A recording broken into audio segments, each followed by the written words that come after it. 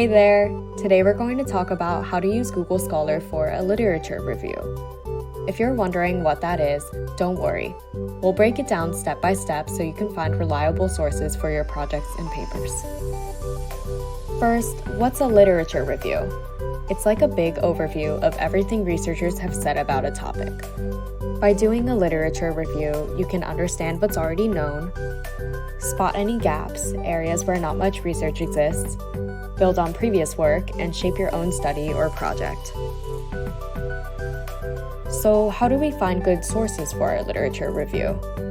One super handy tool is Google Scholar. It's like Google, but it only searches through academic papers, books, and other scholarly materials. Just go to scholar.google.com. It looks simple, but it's powerful. Let's say you're interested in green energy. Type that in, and you'll see a list of articles, papers, and books. To find exactly what you need, use specific keywords.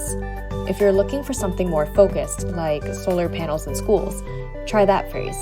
You can also use the advanced search feature to narrow things down by author, date, or exact words. But not all sources are created equal. How do we know which are good and which are not so good? Good sources are published in reputable journals, written by experts or researchers in the field, and are well cited by other researchers. Not so good sources have no clear author or publication information, very few citations, and opinions without any evidence. Another tip, always look at the date. Recent research can give the latest findings. Older articles can be useful for historical perspectives, but you'll want current information too. Once you find your articles, you'll need to organize them. Google Scholar can help you keep track by using the My Library feature. You can also use citation tools like Zotero or Mendeley. These tools store all your references and even help you create a bibliography with a click of a button. So, to sum it up, use Google Scholar to find credible scholarly sources. Carefully pick the best sources by checking their credibility. Use advanced search to get the exact information you need. And keep track of your references using citation tools.